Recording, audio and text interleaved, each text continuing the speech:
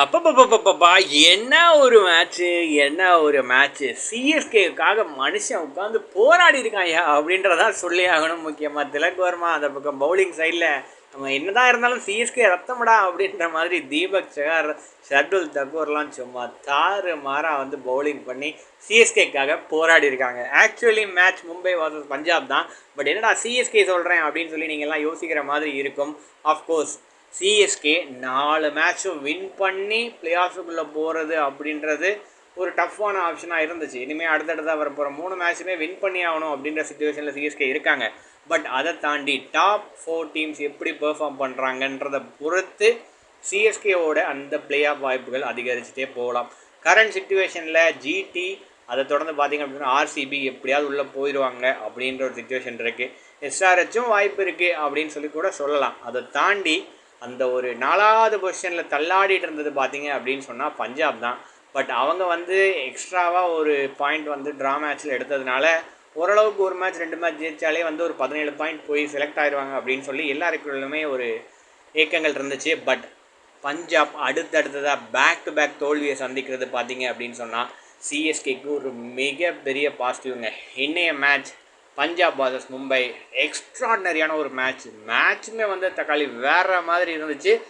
மும்பை ஜெயிக்க வாய்ப்பே இல்லை, துளி கூட வாய்ப்பே இல்லை அப்படின்றது தான் வந்து எல்லாரோட கருத்துமாக இருந்துச்சு. கிட்டத்தட்ட ஒரு 30 பாலுக்கு 70 ரன்கள் அப்படி இப்படின்னு சொல்லி எக்கச்சக்கமான ரன்கள் இருந்துச்சு. 80 ரன்னா சம்திங்லாம் இருந்துச்சு. வாய்ப்பே இல்லை, எப்படி அடிக்க போகிறீங்க, சான்ஸே கிடையாது அப்படின்னு சொல்லி எல்லாருமே வந்து ஃபிக்ஸ் ஆகிட்டாங்க. ஸ்டார்டிங்லேயே வந்து பார்த்திங்க அப்படின்னு சொன்னால் ரோஹித் சர்மா ஒரு ஸ்லோவான பிளே, அதுக்கப்புறம் அடுத்தடுத்ததாக பார்த்திங்க அப்படின்னு சொன்னால் விக்கெட் போயிட்டே இருந்துச்சு. ஒன்றும் இல்லை, வாய்ப்பில்லை அப்படின்னு சொல்லி போகும்போது எண்டிங் ஸ்டேஜில் திலக் வர்மா அதுக்கப்புறம் ஷெஃபின் ருதர்ஃபோர்ட் இவங்க 2 பேரும் நின்று பார்த்தீங்க அப்படின்னு சொன்னால் ஒரு தாறுமாறான ஒரு பெர்ஃபார்மன்ஸ். முக்கியமாக திலக் வர்மா எக்ஸ்ட்ராடினரியாக ஒரு 200 ஸ்ட்ரைக் ரேட்டில் சும்மா வெளுன்னு வெளுத்து எடுத்துட்டார். 30 பாலுக்கு என்னடா 70-80 ரன்னா, 100 ரன் கூட அடிப்பண்டான்ற மாதிரி எக்ஸ்ட்ராடினரியாக எங்கெங்கெல்லாம் சான்ஸ் கிடைக்குமோ எல்லா இடத்துல 6-4 பறக்க விட்டு டோட்டலாக தாறுமாறு பண்ணிட்டாரு. சிங்கிள் ஹேண்டடாக பஞ்சாபோட பிளே ஆஃப் கனவை பார்த்தீங்க அப்படின்னு சொன்னால் தள்ளாட வச்சுருக்காரு. அதை தகர்க்கவும் செஞ்சுருக்கார் அப்படின்னு தான் சொல்லணும். ஸோ பஞ்சாப் இனிமேல் ஃபுல் ப்ரெஷரில் இருப்பாங்க.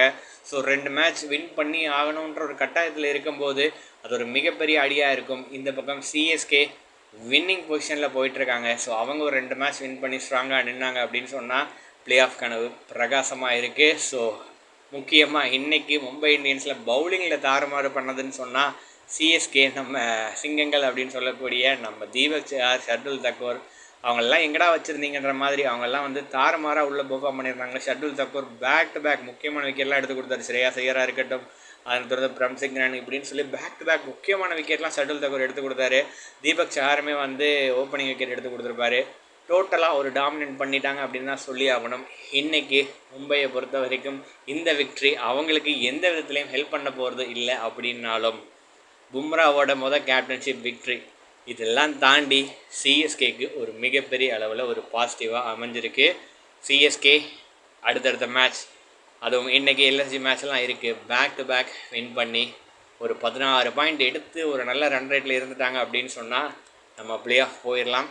இல்லை எக்ஸ்ட்ரா 2 பாயிண்ட் எடுத்து மாசா போகலான்னா கூட அதுக்கும் மிகப்பெரிய வாய்ப்புகள் இருக்குது. பொறுத்து வந்து பார்ப்போம். சிஎஸ்கேவோட வாய்ப்புகள் அதிகமாக இருக்குது மும்பையோட இந்த ஒரு வெற்றினால். ஸோ சிஎஸ்கே பிளே ஆஃபுக்குள்ளே போவாங்களா? அவங்களோட கருத்துக்களை கமெண்ட்டில் பதிவு பண்ணுங்கள். இந்த ஒரு Mumbai versus Punjab match Mumbai win பண்ணுவாங்கன்னு யாராவது எதிர்பார்த்தீங்களா அப்படின்ற உங்களோட கருத்துக்களை கமெண்ட்டில் பதிவு பண்ணுங்கள். நன்றி.